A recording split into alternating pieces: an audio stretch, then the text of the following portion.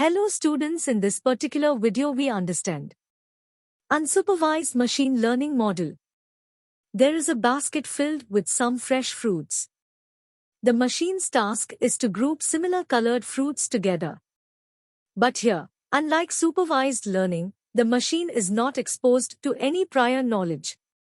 So how will it arrange the same type of fruits based on their colors?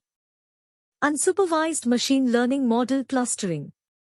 Machine identifies 4 clusters of fruits based on their color, as shown below.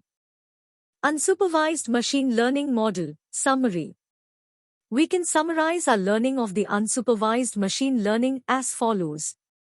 In the first step, we fix some variables or parameters based on which the machine will arrange the given data. In our example, we have taken color as the parameter.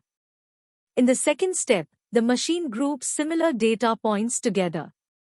In our example, fruits with the same color are grouped together. Unsupervised machine learning model summary.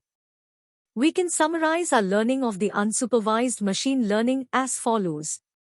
In the first step, we fix some variables or parameters based on which the machine will arrange the given data. In our example, we have taken color as the parameter.